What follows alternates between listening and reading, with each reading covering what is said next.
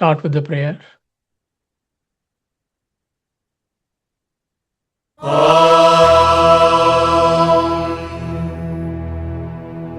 सहना भवतु सहनौ भुनक्तु सह वीर्यङ्करवावहै तेजस्विनावधीतमस्तु मा विद्विषावहै ॐ शान्ति शान्ति शान्तिः। Bhagavad Gita, chapter 13. We'll chant from verse number 5 to 10.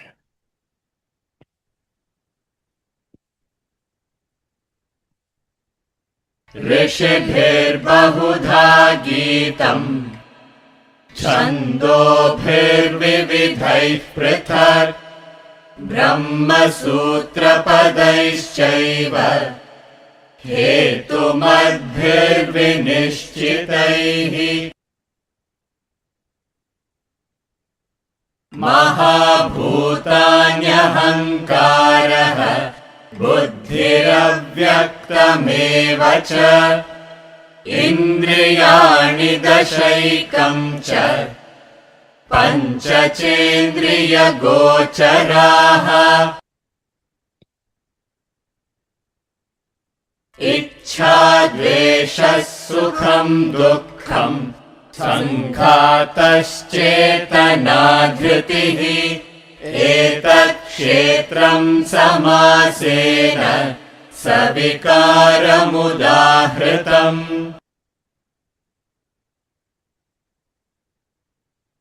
अमानित्वमदम्भित्वम् अहिंसा क्षान्तिराजवम् आचार्योपासनं शौचं स्थैर्यमात्मविनिग्रहः इन्द्रियार्थेषु वैराग्यम् अनहङ्कार एव च जन्म मृत्युजरा व्याधिः दुःखदोषानुदर्शनम् असक्तिरनभिष्वङ्गः पुत्रदारगृहादिषु नित्यं च समचित्तत्वम् इष्टानिष्टोपपत्तिषु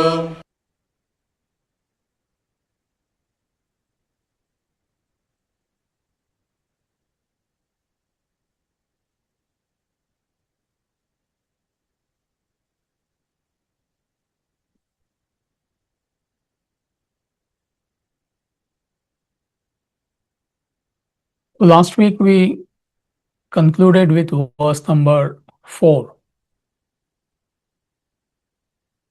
What that field is, what that kshetra is, what it is like, what are its modifications, and where it is, and also what he is. By he means God, the supreme reality, and what his power is, yat prabhava.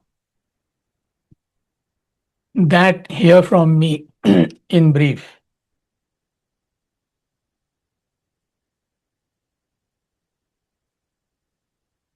So from verse number 4 onwards, Krishna is going to explain Arjuna's questions one by one.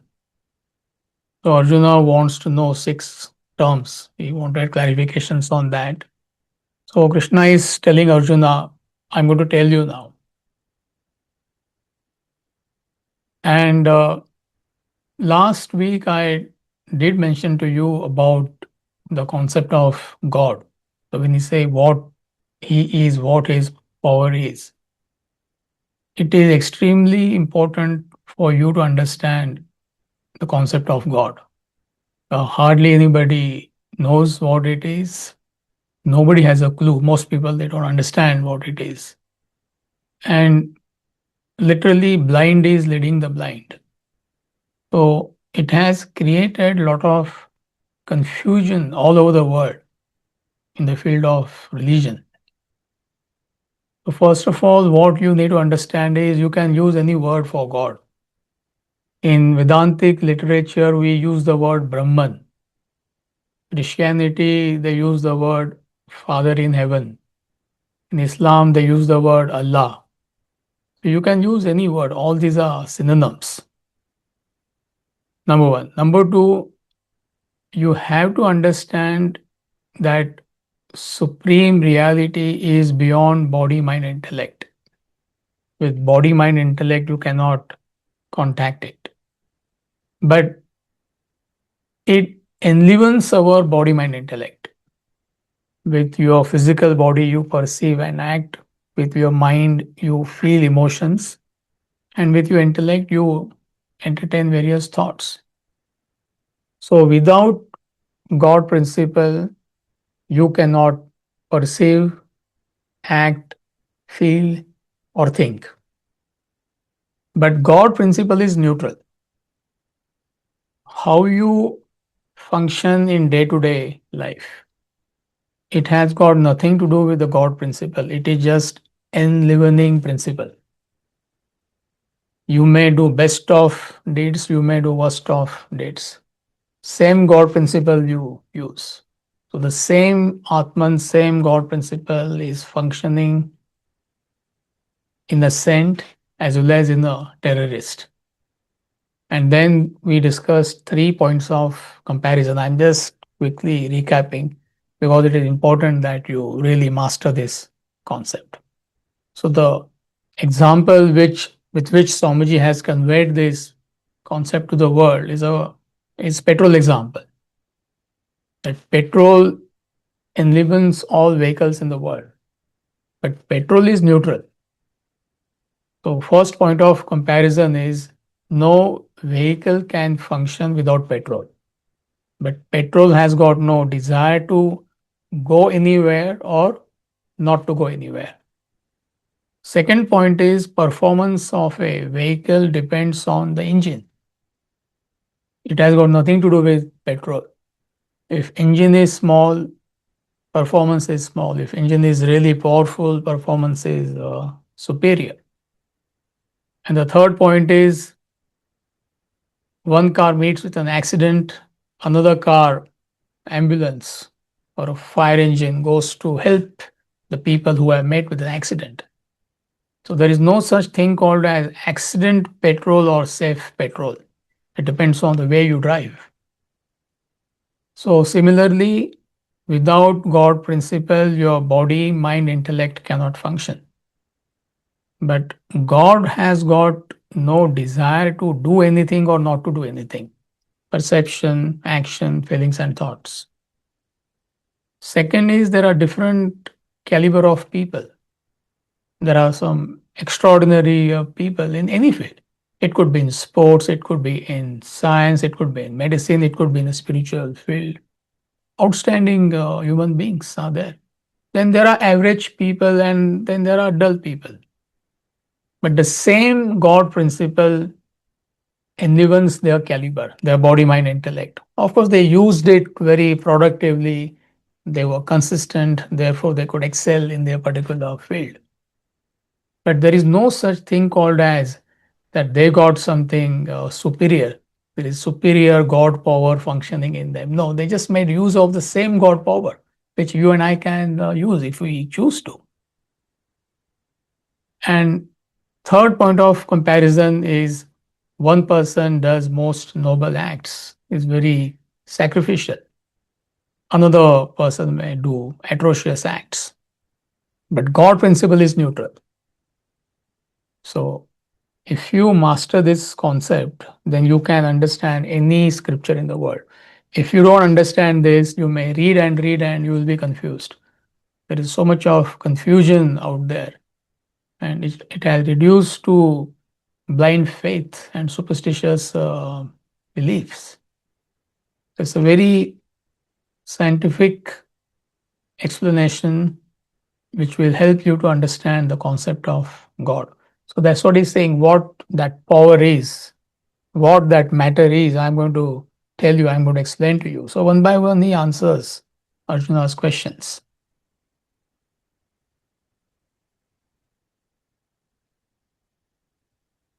So are we okay? The group is okay?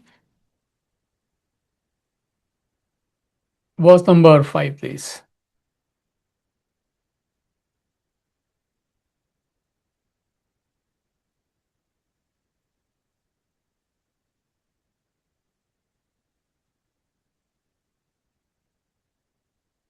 ऋषिभिर्बहुधा गीतम् छन्दोभिर्विविधैः पृथक् ब्रह्मसूत्रपदैश्चैव हेतुमद्भिर्विनिश्चितैः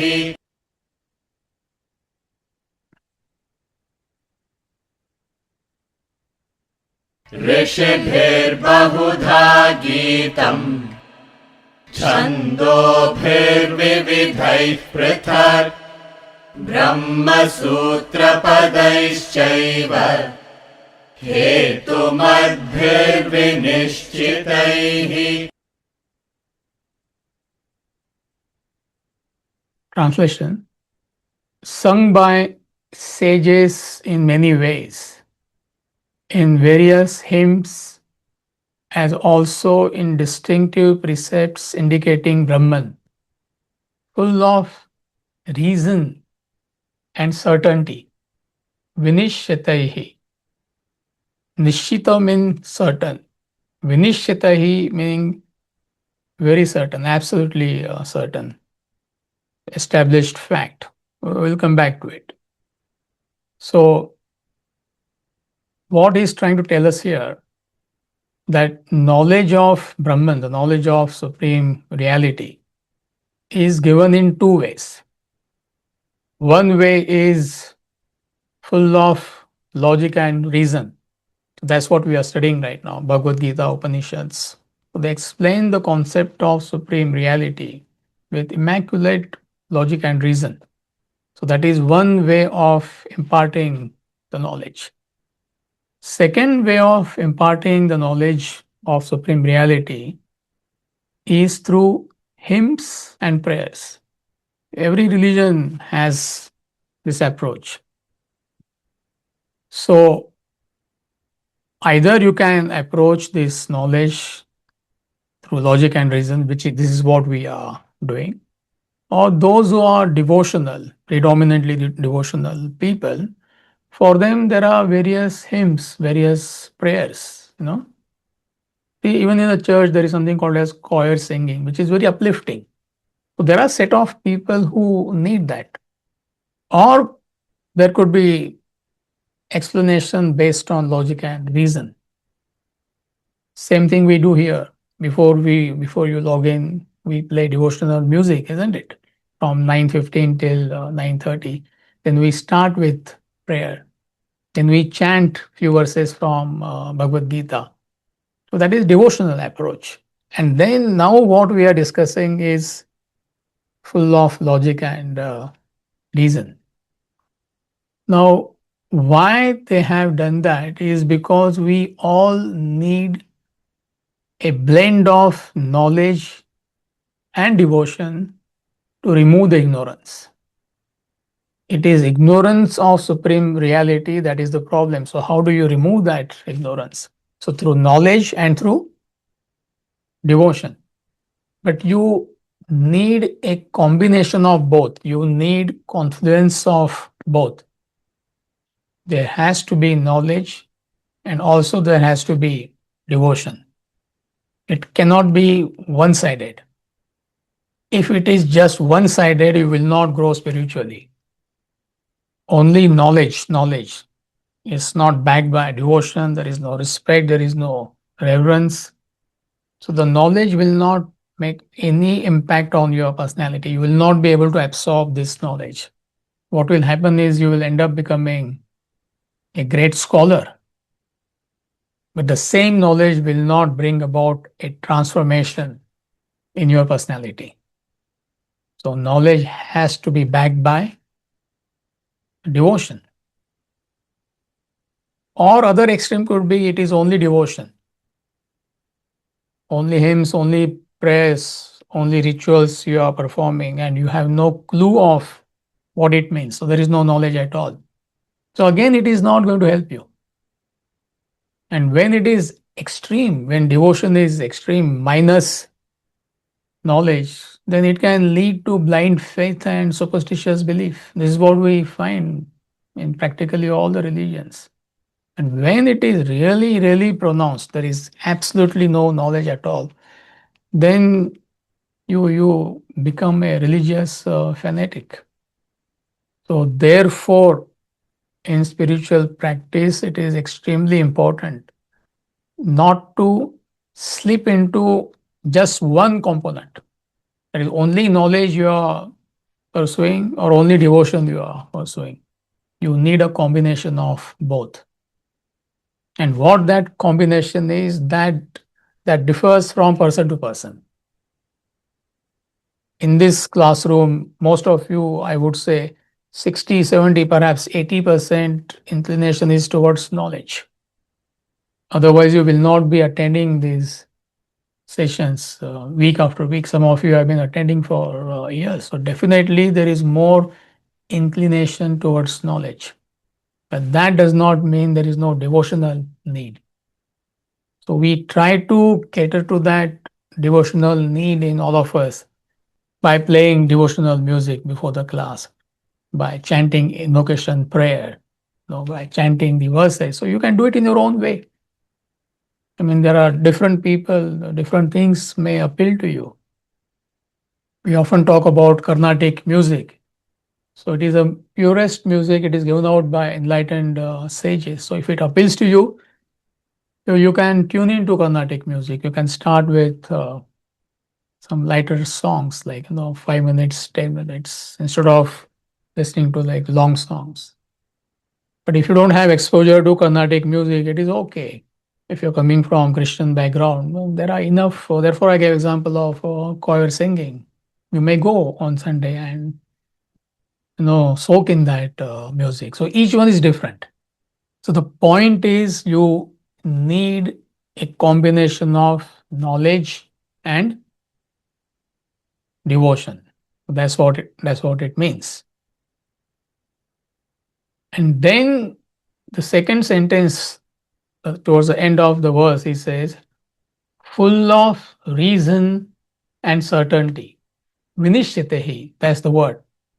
Nishit is certain. Vinishyatehi means absolutely certain. So what is absolutely certain? There is no doubt about that. It's absolutely certain. What is he referring to?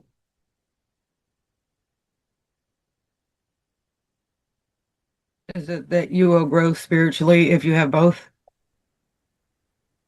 Yeah, that is true. But here he's talking about supreme reality. In layman's language, God.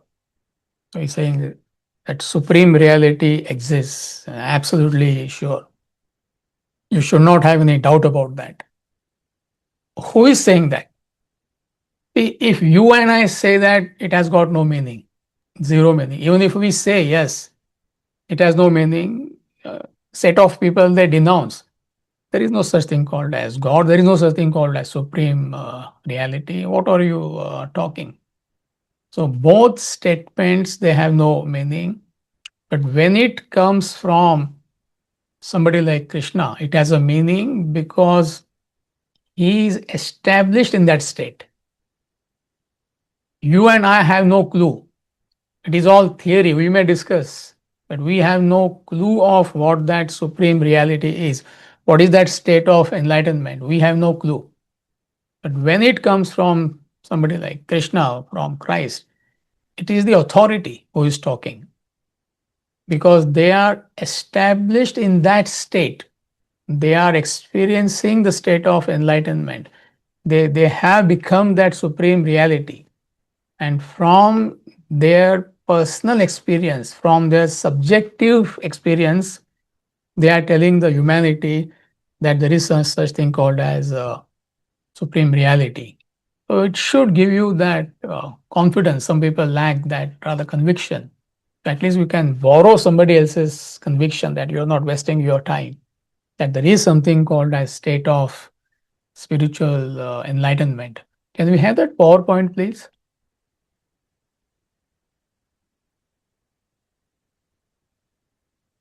Yeah, Shankari, I will give you time in the end to clarify your doubts.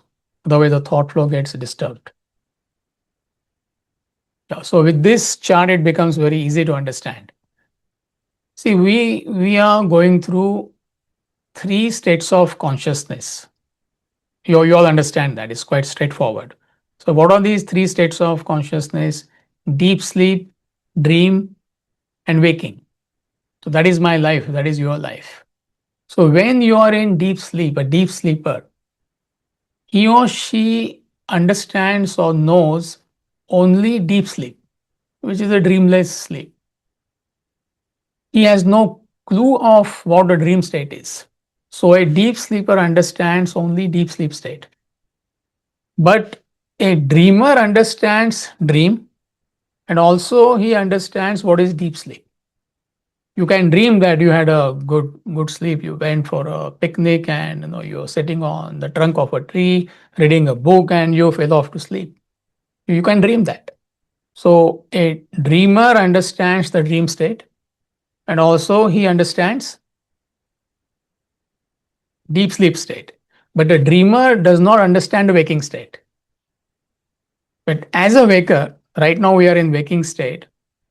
Definitely you understand the dream state. If I ask you, did you dream last night? All of us will come out, oh yeah, I had a dream. So you understand dream. Also you understand deep sleep. But you don't understand, we don't understand fourth plane of consciousness, which is state of spiritual enlightenment. Just as a dreamer cannot understand the waking state, as a waker right now, you and I cannot understand the fourth plane of consciousness, which is called as a state of self-realization, supreme reality. All these are synonyms. So somebody who has hit that state, fourth plane of consciousness, state of self-realization, that person understands the waking state, he understands the dream state, he understands the deep sleep state, and how these states they have come about from the ignorance of supreme reality. So therefore, it is the authority who is telling the humanity that from my conviction, from my personal experience, I'm telling you that there is something called as state of spiritual enlightenment. So that's what it means. Vinishyate is for certain. It is there. So these are the main points in verse number 5. And then he continues to answer Arjuna's questions in verse number 6 and 7. So he's going to tell us what is field, what is matter. So verse number 6.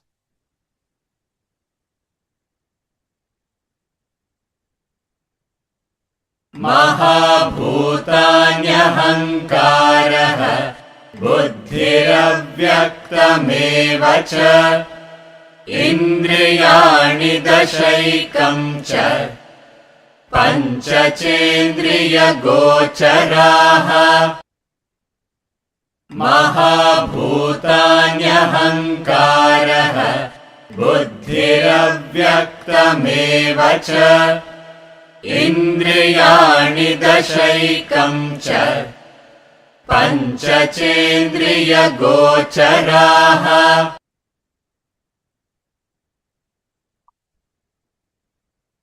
Translation: the great elements, Mahabhutani, ego, intellect, and also the unmanifest, the 10 senses, and the one means mind in this context, and the 5 objects of the senses. So he is going to explain to us what is matter. So he mentions 31 constituents of matter. So in verse number 6, he mentions 24 constituents or parts, you can say. And the next verse number 7, he mentions 7 constituents. So 24 plus 7 put together is 31. So don't overanalyze these two verses. See, it's just a broad classification. You can add maybe 20 more, 30 more. So as long as you understand what matter is, that is enough. So that was Arjuna's question. So what is this matter? What is this kshetra? What is this field? It is made up of Mahabhutani, great elements. Can we have the PowerPoint, please? So it is in the book, but I have prepared a PowerPoint, so it becomes easy. So yeah, there you go. But book explains in detail. So matter is made up of great elements, Mahabhutani. So the entire world, in fact, is made up of 5 elements: space, air, fire, water, and earth. So these are the 5 fundamental elements. The entire universe is made up of these 5. Then sense objects. So what are these sense objects? So there are 5 organs of perception and 5 organs of action. Is that sequence correct in the PPT? Yes, Amitji. Yeah, okay. So what are the 5 organs of perception? Eyes, ears, nose, tongue, and skin. What are the organs of action? Hands, feet, speech, reproductive organ, and excretory organ. So total 10 senses. Then there are sense objects: sight for the eyes, sound for ears, smell for nose, taste for tongue, touch for skin. Then he talks about mind which receives stimuli from the world. And also it is a seat of feeling, emotions, and impulses. Intellect, all of us know that, faculty with which we think and reason. Then there is ego, which arrogates everything to oneself. This is my body, this is my mind, this is my intellect. And the unmanifest, avyaktaha, by which he means vasanas. So vasana is the seed of our individuality. Another synonym for vasana is ignorance. So it is the ignorance of the supreme reality which creates the entire personality. So therefore it is called as the seed of individuality. So if you do the total, it is 24. So don't analyze it beyond a point. Just try to understand what he's saying. And verse number 7, he mentions 7 more constituents. Amitji, in this PowerPoint, the sense objects have to come on the second line, second, and then the senses. So that's the order you were looking for. Okay. So what is the second PowerPoint? Can you go back to it? So this has all, how many are there?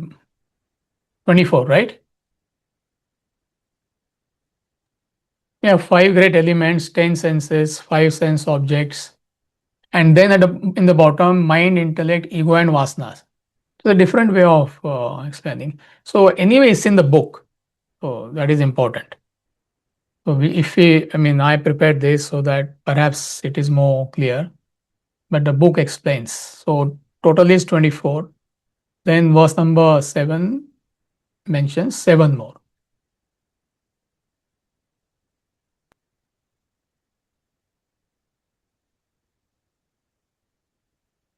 Yeah, we'll chant verse number 7.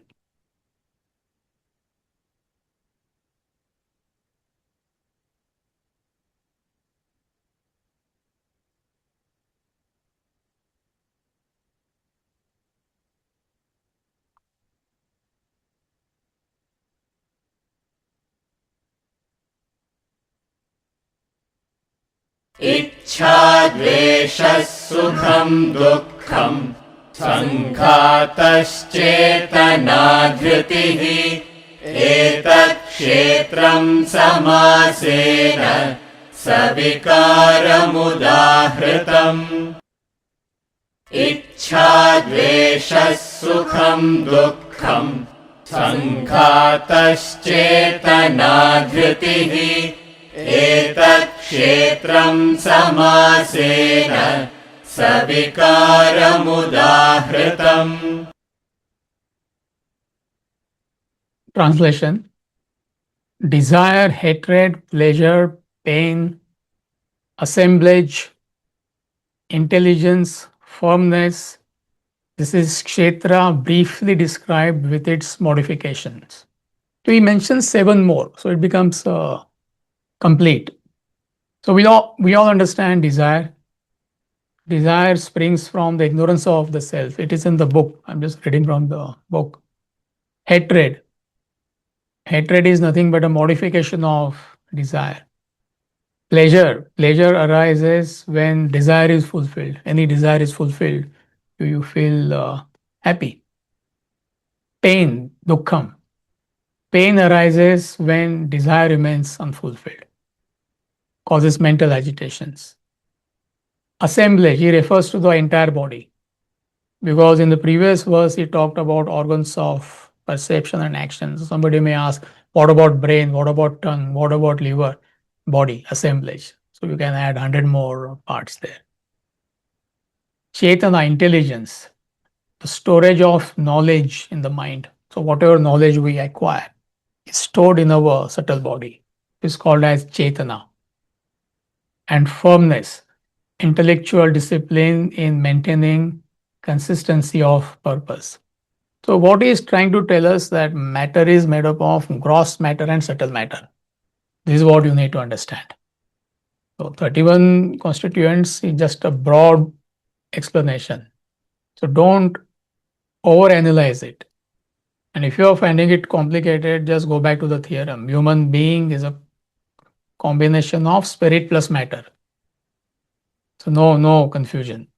Matter on its own has no life. Spirit on its own has no life. But when spirit comes in contact with matter, which is body, mind, intellect, there is an expression of life. So he's just explaining in detail what that matter is. So don't overanalyze this.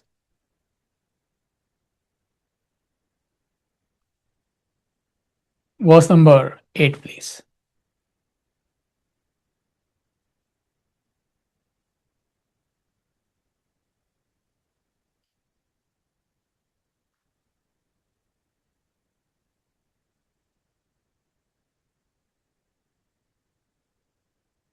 अमानित्वमदम्भित्वम् अहिंसा क्षान्तिरार्जवम्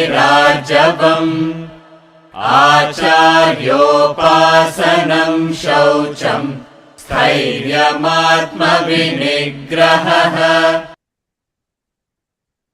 अमानित्वमदम्भित्वम् अहिंसा क्षान्तिरार्जवम् आचार्योपासनम्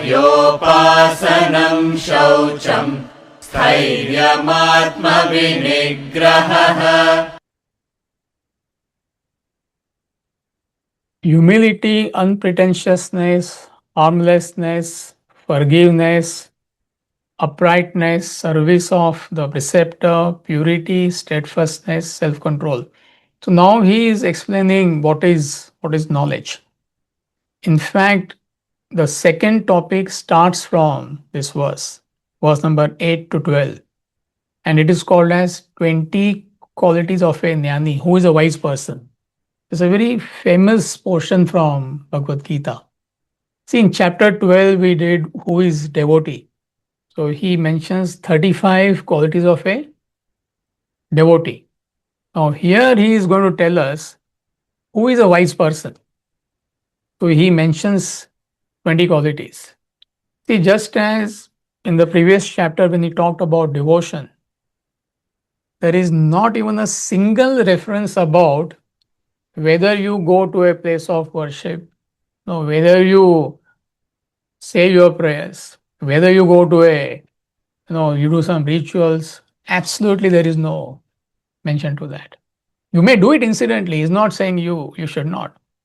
But if you do not manifest that devotion in your day-to-day life in 35 different ways, if you don't have these 35 qualities, then it is not devotion.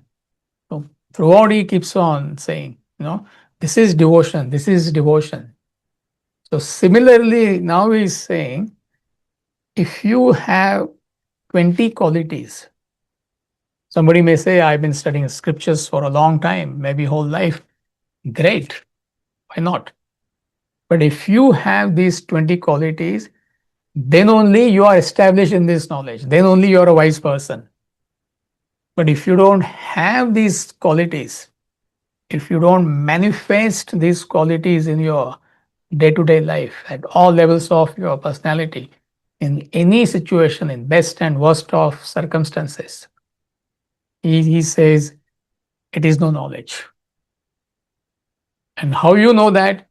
He gives 20 qualities, and then in verse number 12, he concludes by saying, can we have that PowerPoint? It's fascinating.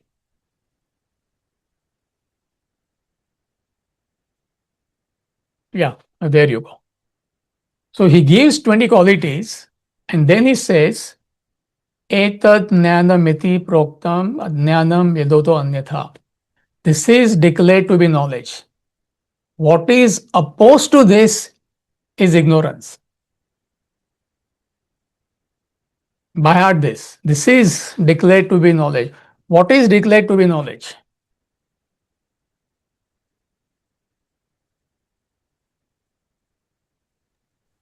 The 20 qualities.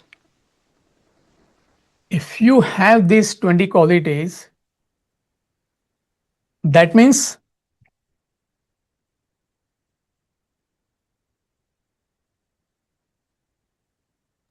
you are a jnani. You're a jnani, you're a wise person. But if you don't display these qualities, what does that mean? You're ignorant. It is ignorance. That is important. But sir, I done PhD in theology. I've been studying Vedanta for the last 10 years. I've been attending these classes for 15 years, forever. Great. But if you don't display these qualities, he is making a blanket statement. It is ignorance. You may be a head of an institution, you may be whoever, doesn't matter. If you don't have these qualities, it is ignorance. On the other hand, somebody could be an illiterate, may not even know what the scripture is, but he or she could be unconsciously living these values. That is knowledge. So it has got knowledge, has got nothing to do with erudition and scholarship. This is what people misunderstand. Somebody who is established in knowledge, he has to know Bhagavad Gita, he has to know Bible, he has to know all the scriptures, Maybe he's an expert in that. Per se, it has got nothing to do with your knowledge or wisdom. Yes, it is supposed to give us knowledge. And if you reflect on that knowledge, if you absorb that knowledge, definitely you become a wise person. But knowledge per se means nothing. Only if it is transferred into wisdom, then it is knowledge. So therefore he says, this is declared to be knowledge. And what is opposed to this is ignorance. So these 20 values which he is going to tell us now, they can serve as a yardstick to compare your growth. So are you going in the right direction? How do you know? See, all of you are sincere. I know that. Some of you have been attending these sessions for a long time. But then how do you know that you are going in the right direction? How do you know you're healthy? I may think I am healthy. You may think you are healthy. But when we go for our annual checkup, what happens? What is the ultimate test? Blood test. Whatever tests they have, 30, 40, 50 parameters. I may think I'm healthy, but my cholesterol is 290 and I'm claiming what? I'm healthy. My blood pressure is whatever and I'm claiming I'm healthy. So you can compare yourself against your health report and put efforts to correct yourself. So similarly, all of you are sincere, there is no doubt. But then how can you find out whether whatever efforts you are putting, that you are going in the right direction? So in that sense, these 20 qualities, they serve as solid yardsticks or parameters. Also, you can do the fine tuning, which is the whole life. Whole life we have to fine tune our personality. Another advantage of these 20 qualities is they serve as a concrete and substantial goals. For some people, they say, no, I find it too abstract, the goal of self-realization or whatever. Fine, why not? It's not that one fine day you can tune in. And also, fine, we keep on saying you must become a better human being, you must become a better human being. That is a relative goal. But that also could be abstract for some people, or it is long-term goal. That's the right word. But these 20 qualities, they can give you a solid goal, a substantial goal. Yes, I want to acquire these qualities, or I want to acquire a handful of these qualities. And you will see what is he saying. And the last point is they all are interconnected. So don't worry about mastering all 20 qualities. You get established in one or two qualities, all qualities will follow. We had discussed this when we introduced 35 qualities, so therefore I'm not going into detail. Somebody may rightly say, when will I acquire these 35 qualities? No, it looks very daunting, so not to worry.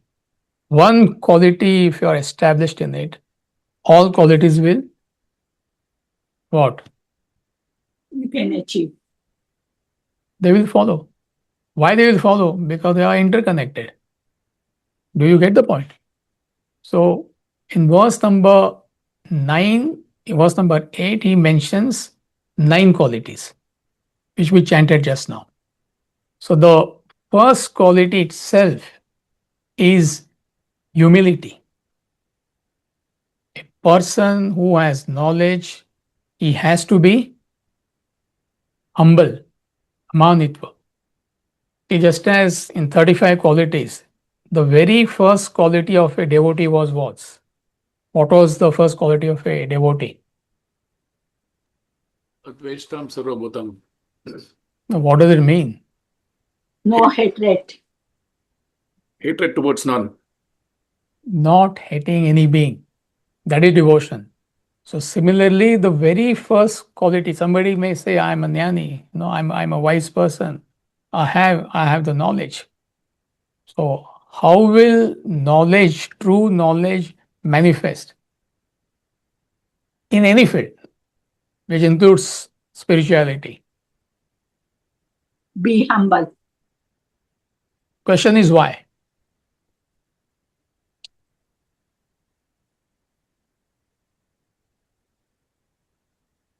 If you have true knowledge, any field, it could be medicine, it could be science, it could be law, Has to have then no the ego. natural outcome of that, the effect of knowledge, has to be humility. Question is why? No ego.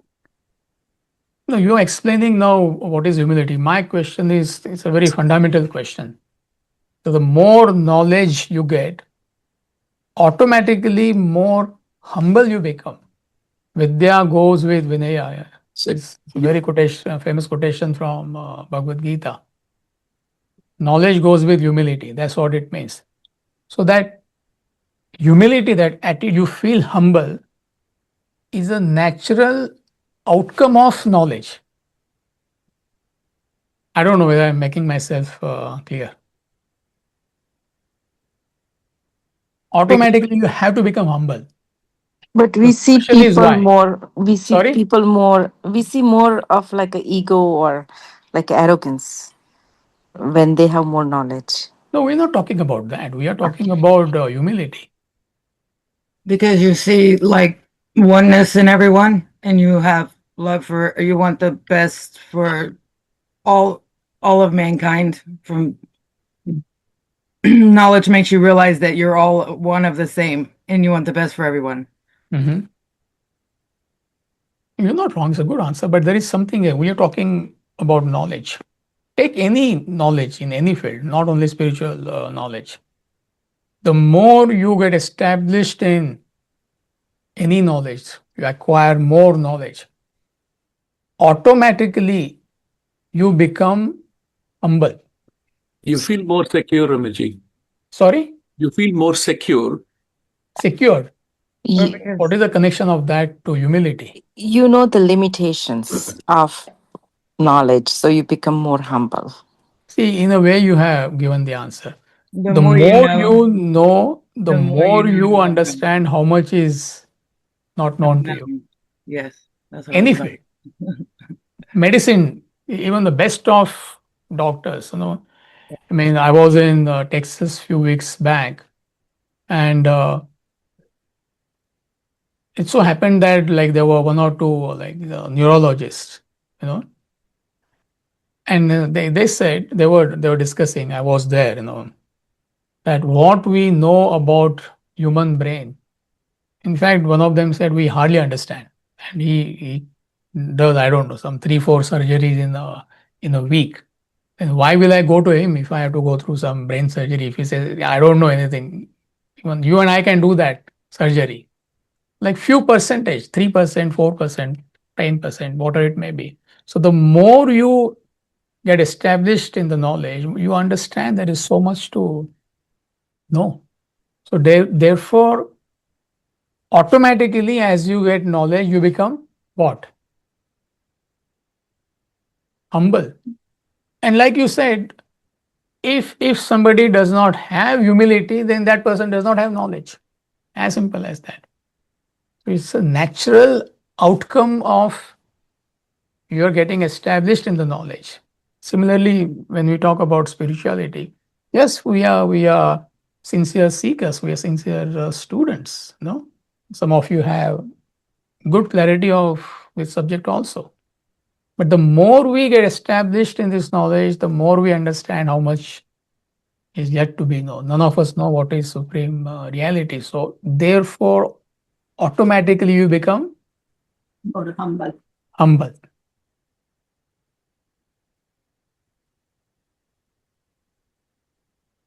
And humility will help you to receive more knowledge, isn't it? In any field. The moment you feel, I know, your growth in that particular field will stop. You will stagnate. Even in spirituality, the moment you feel, yes, I know, maybe 20%. So you will stagnate at 20% and you will remain 80% ignorant. But the problem with most people, this is the problem. And Josh Billings, he helps us. And he says the trouble with most folks is not their ignorance, but their knowing so many things which is not so. Memorize this statement. The trouble with most people is not so much their ignorance. If ignorance is the problem, life will be very easy. I'm aware of my ignorance, of areas of my ignorance, but I believe I know. And he said it is not so. So, therefore, for most people, spiritual journey never starts. See, I keep on hearing this from people who are close to me. We try to convince people, but they're not inspired by what we are doing. 9 out of 10 cases, they believe they know. So I know how to live life. Well, you're telling me I'm a CEO of a company, I'm a project head or whatever. I acquired this this much of wealth. So I know how to live life. So how can you communicate to such a person that, hey, Bhagavad Gita or any scripture for that matter, it gives knowledge of life and living when I believe I know how to live life. And what is my life? 3 times divorced, 4th time on the verge of divorcing, fighting with my wife, all kinds of mental illness, wellness issues. I am successful. The whole money is borrowed from the bank. Anytime business collapses, job collapses, I'm gone. Children, they are not willing to talk to me. I'm terribly attached to them. And I say, I know. So how can you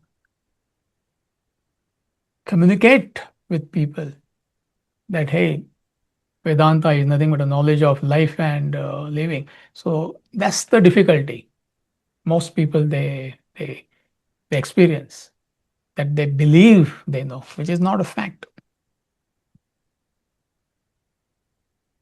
And another important point is, see, when he says humility, manitvam, the literal translation of that is having no pride.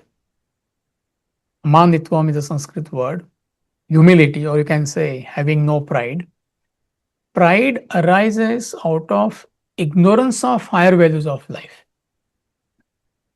And when you're ignorant of the higher values of life, you quote lower values of life. What are the lower values of life? Name, fame, status, wealth. And when you acquire these goodies from the world, you develop that arrogance, not understanding that any time they can be taken away from you. Anytime. For no fault of yours. You may have name, fame. Gita is not saying you should not have. Incidentally, you may have. Anytime, overnight, the whole thing can be taken away from you. You could be successful. You could be in best of relationship. You could be happy. You could be having a great home to live. Why not? Literally overnight, the whole thing can go. Reputation you can lose for no rhyme and reason. Wealth can go. So when you are not established in higher values, you quote lower values. And when you acquire these lower values, objects, you can say, so you develop that superiority complex. But when you have knowledge, fine, you may have everything. But still, within it has got there is no connection between objects and beings of the world and my happiness. And it's a passing phenomena. Anytime it can be taken away. So therefore, traditionally, a seeker approached Guru with humility. And only when he or she approached Guru with humility and surrendered, the teacher, the Guru, gave knowledge. For example, Bhagavad Gita. Only when Arjuna completely surrendered to Krishna, Krishna spoke. So true Guru will give knowledge to you only when you surrender to him, meaning you have humility.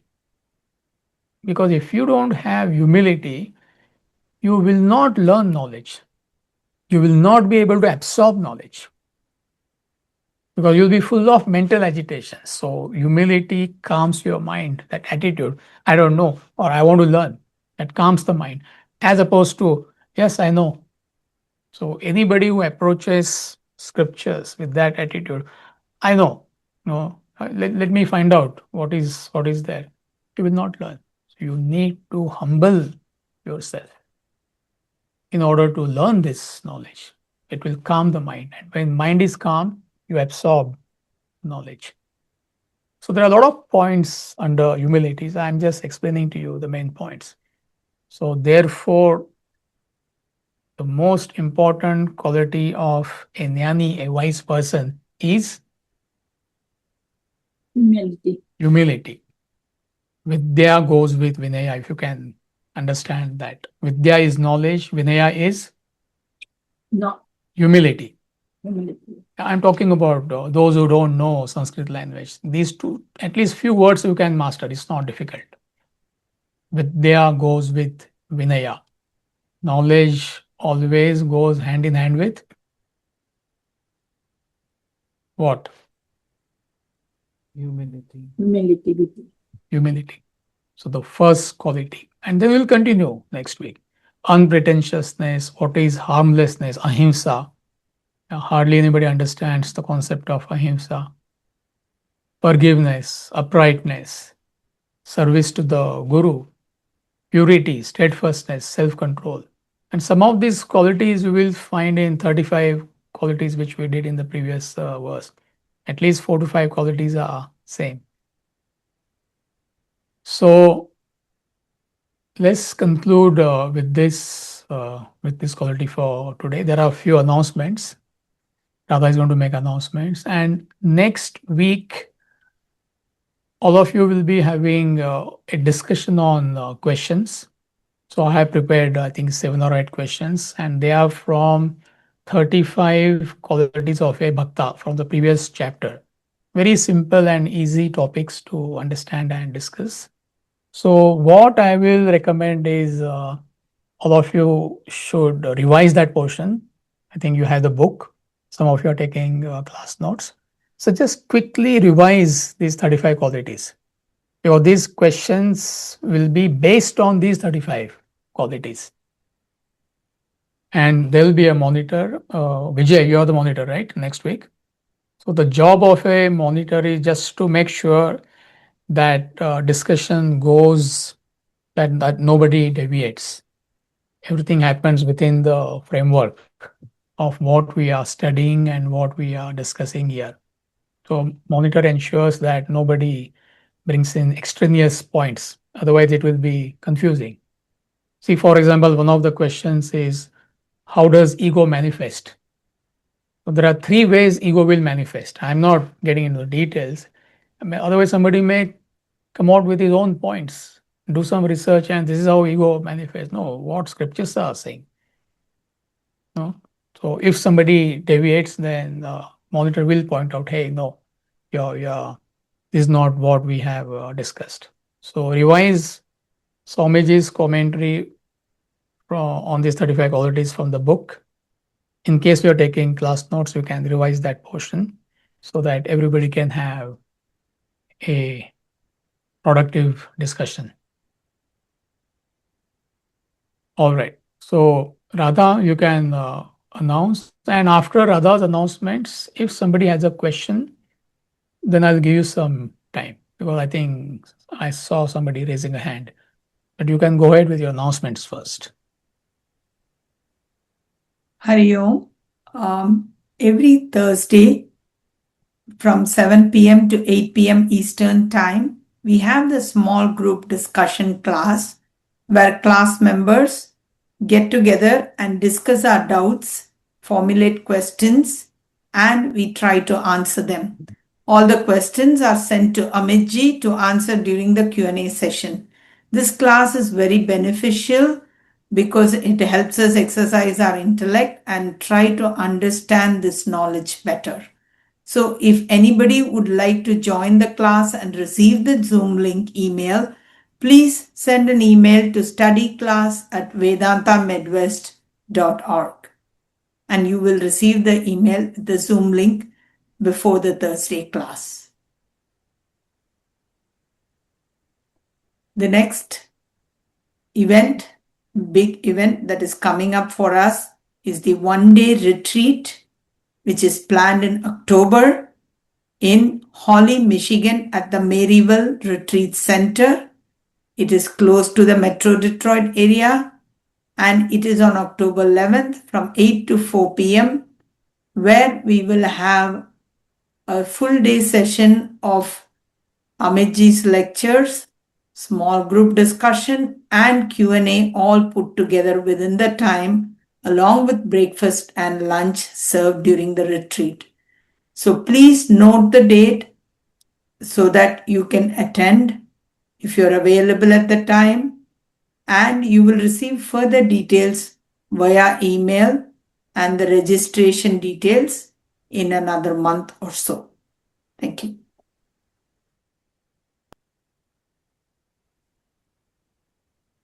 Yeah, so I saw two hands. So who has a question?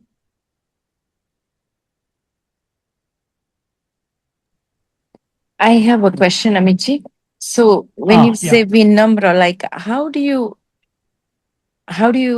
get to that quality? Because I kind of feel like many times I don't say something because I'm afraid and I act like I'm Vinamra versus I am not. Or how it's genuinely can come truly. See, therefore, I said, right in the beginning, it is a natural offshoot of your knowledge. Let's say medicine, for example. I gave that example, right? Those neurologists. So they know their limitations, how much they know. Whatever, 5%, 10%, but 18 and 90%, they don't understand how human brain functions. So how can you not become humble? It is you and I who study, neurology on WhatsApp and Chat GPT. You and I are absolutely sure. When my wife was diagnosed with cancer long time back, there were some people who were absolutely sure. This is what, like, you give her, like, ginger tea every day in the morning or 2 or 3 times in a week, she'll be completely cured. Incidentally, she used to like, but poor thing died even after drinking ginger tea. But it was who is that cancer doctor? What is the term for that? Ayurveda. Oncologist. Oncologist. Oncologist. One of the best oncologists I met in Detroit. His Uncle Mohe's friend, also Uncle Sajdeva's friend. What is his name?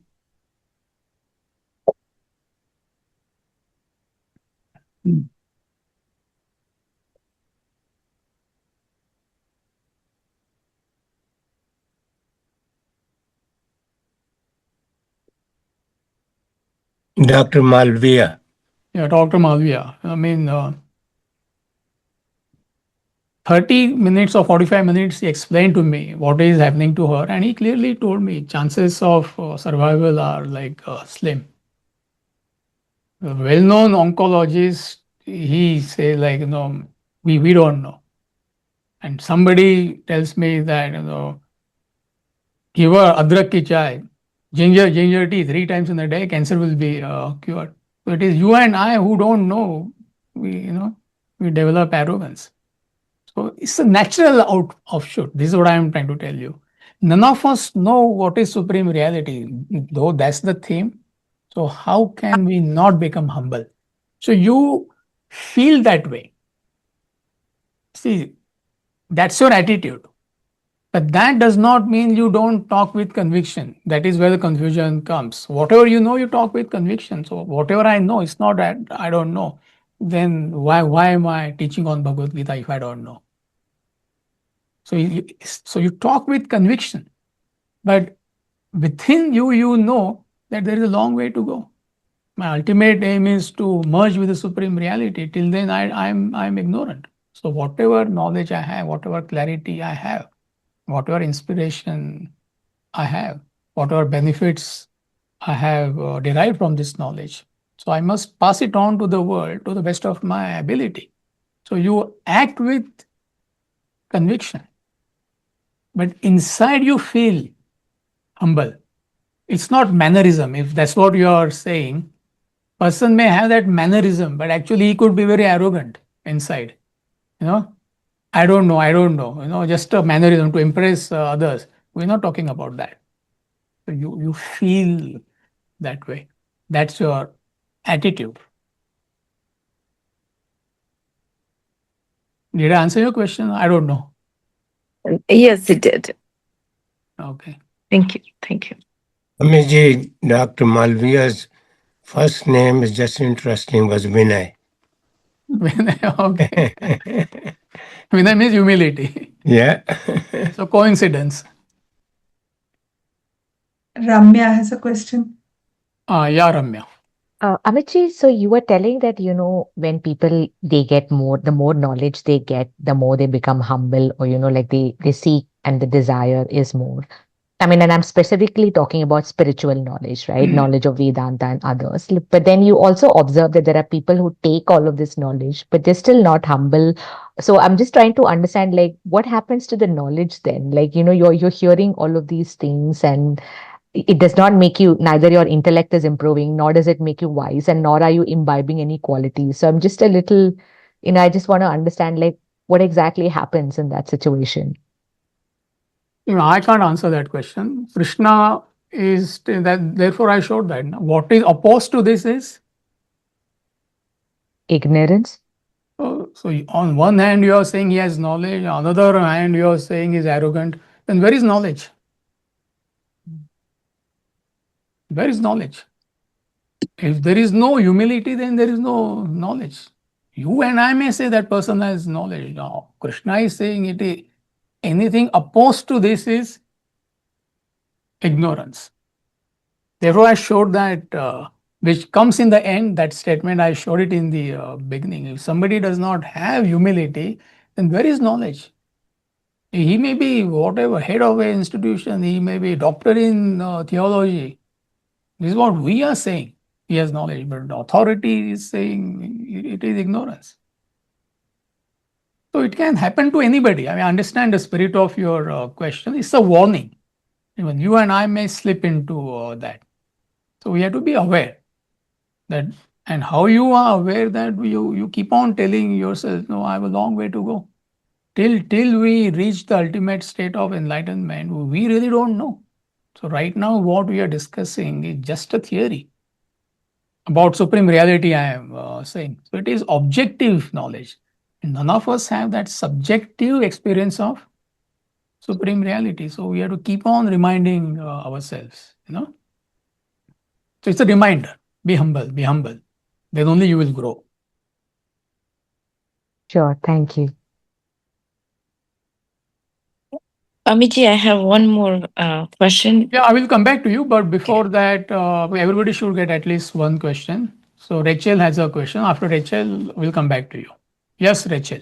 Yes, I have a question. So, do you feel like if someone like dies and they have a out of body experience, but they come back, but they experienced consciousness outside of the body, would they have at least a little bit of understanding about the enlightenment, or we have no understanding until we have completely finished this human experience?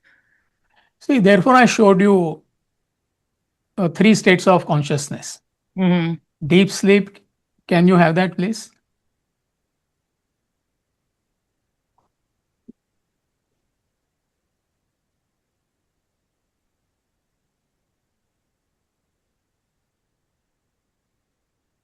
So let's say we are talking about a waker. Mm-hmm. Just as a dreamer has no clue of what is the waking state, there is no, it's a higher state. There is no connection between waking state and dream state. As long as you are dreaming, it's not possible that you hit the waking state and you come back to the dream state. You may dream that there is something called as a waking state, but actually it's not. It's like two watertight compartments. So similarly, as a waker, how can you hit the fourth plane of consciousness? It is a totally different state of experience. It's a different realm of experience. Either you are there or you are not. Forget about what others are saying. It's like dreamer is saying, I had out of body experience. I imagined that I was a waker. I had a peep into the waking state and I come back. Just a crazy dreamer. This is what we understand. Is that it's a different realm of an experience. Either you are there or you're not. You can't be hanging in between. You can't go back there and come back. And this is where that ignorance you have to remove. I'm glad you asked this question. So they're like watertight realms of experience. So when you're in the lower state, you can't understand what is the ultimate state. Okay. Thank you. Yeah. One last question. Okay, Amiji, just when you mentioned like a surrender to the guru to get the knowledge, so I have like, how do you surrender at the same time? How do you know it's a guru? It's like asking, how do I know that person is a doctor? There are people, there are quacks who claim they are doctors. There are people on WhatsApp, they claim they are doctors. But then there is one Vinay Malviya, the famous oncologist. How do I know if I have cancer? Will I ask somebody, I don't know, Vijay on WhatsApp, how many times I should have ginger tea in a day? I got cancer. So you have to have some kind of basic intellect. Any field. I'm giving you that. It's a good question. So only when you have intellect, meaning you will start thinking. You will have clarity. Whatever is your level of clarity, doesn't matter. So your approach will be based on logic and reason. And when you think logically, naturally you will come across a person, somebody will be there who is explaining the knowledge of scripture with logic and reason. That's what he told us in verse number 5, full of logic and reason. But for that, you have to have logic and reason, some amount of intellect. Then only you will approach a person who is systematically and scientifically explaining the scriptures, just as medicine. Therefore, I gave that example. So even in the field of medicine, there are people who go to quacks. Quacks also have got very flourishing practice. In fact, some quacks must be earning more than doctors, right? Then there are like people who claim they are doctors with fake certificate. Then there are actual doctors, and then there is authority, like Dr. Vinay Malviya in any field. So similarly, even in spiritual field, the moment you start using your intellect and you have humility, that assurance is given by Lord Krishna. And the Guru will come and teach this knowledge to you. He gives that assurance. If you're humble, you're unselfish, you have that spirit of inquiry, enlightened master will come, literally knocking on your door and give this knowledge. So only thing you and I can do is just prepare ourselves. The spirit of inquiry is there. I'm humble. I have that humility to learn knowledge from the authority, and then approach the Guru with devotion, with clarity. You will come across the right person, the right Guru. Bhagavad Gita gives that assurance, which is that verse 7, I think. Chapter 7, 4, verse 34, I think, Amitji. right? Chapter 4, okay, what is it? Verse 34. Tadvidhi pranipatena pariprashnena seveya upadekshanti te jnanam jnaninas tattvadarshinaha. Yeah, read the translation. Know that by prostration, by questioning, and by service, the wise who have realized the truth will teach you the knowledge. What else you want? It's a promise, it's Lord's promise. You pranipatena pariprashnena sevaya, meaning you have to have that surrender, the attitude of unselfishness in life, and the spirit of inquiry. 3 qualities. So to the extent you have these 3 qualities, he gives that assurance. The enlightened master, qualified Guru, will come and give this knowledge to you. So why worry? Isn't it? Thank you. Thank you.